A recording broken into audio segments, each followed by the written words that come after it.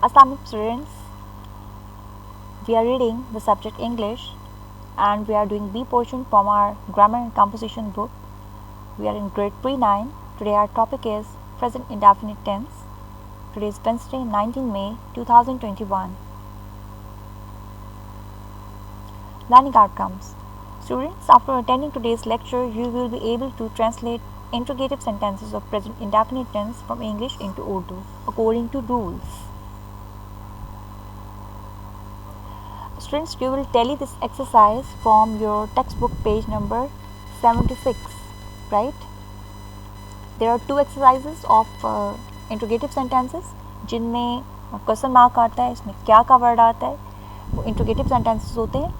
तो इसमें थोड़ा सा मैं आपको बता दूं, आपको टैली करना होगा पेज नंबर 76 एंड 77 से, राइट.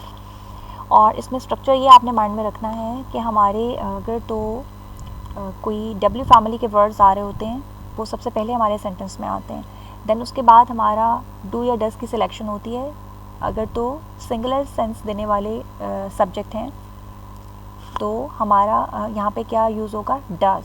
यानी कोई भी डब्ल्यू फैमिली का वर्ड, वेयर, व्हाट, व्हेन, पहले वो आएगा, उसके बाद में आपका जो है वो डू डज आएगा. अगर तो डब्ल्यू फैमिली का वर्ड वहाँ पे एग्जिस्ट करता है, हाउ, व्हेन, वाई, इस तरह के वर्ड्स अगर पहले आते हैं तो सबसे पहले जो है हमारा हेल्पिंग वर्ब जो डज नॉट और डू नॉट हैं, डज और डू के वर्ड हम यूज़ कर रहे हैं, उनसे पहले आएंगे वो.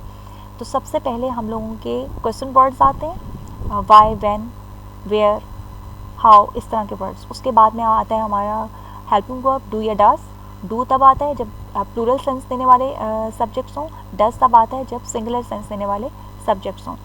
तो उसके बाद में हमारा सब्जेक्ट, फिर form of verb, first form of verb, only first form of verb, फिर हमारा रिमेनिंग पोर्शन यानी ऑब्जेक्ट आ जाता है. अगर तो क्वेश्चन वर्ड्स हैं ही नहीं, डब्ल्यू फैमिली के या हाउ वगैरह वो वर्ड्स नहीं हैं, तो उसके बाद डायरेक्ट ही हमारा जो है इंट्रोगेटिव सेंटेंस जो है वो डू या डज से स्टार्ट होता है. इंट्रोगेटिव सेंटेंसेस की आइडेंटिफिकेशन या पहचान यही है कि वो उनके स्टार्टिंग में हेल्पिंग वर्ब आ जाता है, डू या डज, राइट. बच्चे आँख मचोली कहाँ खेलते हैं, वेयर. देखिए ना, क्वेश्चन वर्ड पहले आ गया. डू क्यों आ रहा है, क्योंकि बच्चे ज़्यादा हैं, प्लूरल हैं. वेयर डू द चिल्ड्रन, उसके बाद first form of verb, where do the children play hide and seek. उसके बाद में डाकिया इस गली में कब आता है. डाकिया पोस्टमैन होता है, वो सिंगुलर है, राइट. हमारा सब्जेक्ट सिंगुलर है. तो पहले इसमें क्वेश्चन वर्ड भी आ रहा है, वो है कब. सबसे पहले क्वेश्चन वर्ड आएगा व्हेन. उसके बाद में आपका क्या आएगा, सिंगुलर जो सब्जेक्ट होता है उसके साथ डज आता है, तो हमने स्टार्टिंग में डज लगाया, वेयर डज. उसके बाद आपका सब्जेक्ट आएगा, वेयर डज द पोस्टमैन. उसके बाद फर्स्ट फॉर्म ऑफ वर्ब, आने की इंग्लिश क्या होगी, come, first form of verb. When does the postman come in this street. डाकिया इस गली में कब आता है. रिमेनिंग पोर्शन बाद में आता है, ऑब्जेक्ट जो होता है. तुम उसके यहाँ क्याम पे क्यों इतराज़ करते हो, why do you object to he staying here. उसके बाद में देखिए, क्या बादल ज़ोर से गरजता है. तो हमने क्या की सेंस देने के लिए व्हाट नहीं लगाना है यहाँ पे. हमने यहाँ पे हेल्पिंग वर्ब स्टार्टिंग में दे दिया, तो वो खुद ही क्या की सेंस देगा. क्या बादल ज़ोर से गरजता है, does the cloud thunder loudly. Helping verb, subject, verb और रिमेनिंग पार्ट ऑब्जेक्ट आ जाएगा. क्या गर्मियों में ओले पड़ते हैं, does it hello in summer. वो अपनी आमदन से ज़्यादा क्यों खर्च करता है. वाई, देखिए क्वेश्चन वर्ड पहले आ रहा है, फिर हेल्पिंग वर्ब आ रहा है. Why does he spend more than his income. क्या वो अपने किए पर शर्म महसूस करता है. Does he feel shame for what he has done. जो कुछ उसने किया है, क्या उस पर वो शेम फील करता है. क्या बशीर रात गए तक आवारागर्दी यानी कि फजूल में घूमते फिरते रहना. Does Bashir roam till late at night. देखें, बशीर सिंगुलर है, उससे पहले जो हेल्पिंग वर्ब हमने खुद से लगा लिया डज. डज के बाद सब्जेक्ट, सब्जेक्ट के बाद first form of verb. Does Bashir roam till late at night, ये रिमेनिंग पार्ट है या ऑब्जेक्ट सेंस में. उसके बाद में नसीमा अपने मामू के यहाँ कितना अर्सा ठहरती है. How long does Nasima stay with her uncle.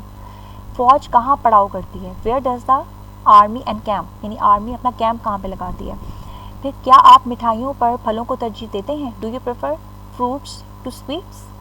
देखिए यू जो है प्लूरल सेंस देता है, तो हमने स्टार्टिंग में ही डू लगा दिया. अब क्या के लिए व्हाट नहीं लगाना. हेल्पिंग वर्ब स्टार्ट में आएगा वो क्या की सेंस देगा. और bear this thing in your mind, whenever interrogative sentence ends we put question mark at the end.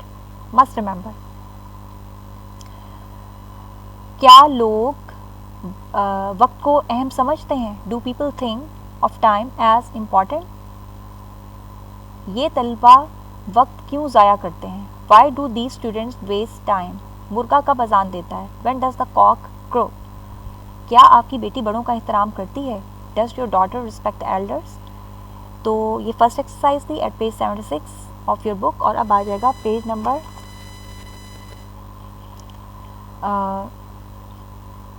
76 पे ये एक्सरसाइज स्टार्ट होगी इंट्रोगेटिव सेंटेंस की. क्या वो लूमड़ की मुनासिब कीमत तलब करता है? Does it demand reasonable price for the box? कपड़े का ताजिर कम नाप क्यों देता है? Why does the cloth merchant give a short measure? उसको नापता कम थोड़ा क्यों नाप रहा है? तो देखिए क्वेश्चन वर्ड पहले, फिर हेल्पिंग वर्ब, फिर सब्जेक्ट और सब्जेक्ट के बाद फर्स्ट फॉर्म ऑफ वर्ब और फिर ऑब्जेक्ट आएगा. तो आपने ये स्ट्रक्चर ऑफ सेंटेंस जो है अपने माइंड में रखना है. क्या तमाम तलबा डाक के टिकट जमा करते हैं? Do all the students collect postage stamps? Postage stamps जो होंगी वो डाक के टिकट हैं. नेक्स्ट इज क्या अमीर आदमी दोनों हाथों से दौलत लुटाता है? Does the rich man burn the candle at both ends? की ईडियम में, ठीक है ना. दोनों हाथों से दौलत लुटाने को क्या कहेंगे? Burn the candle at both ends. तुम यही साइकिल खरीदने पे क्यों इस्रार करते हो?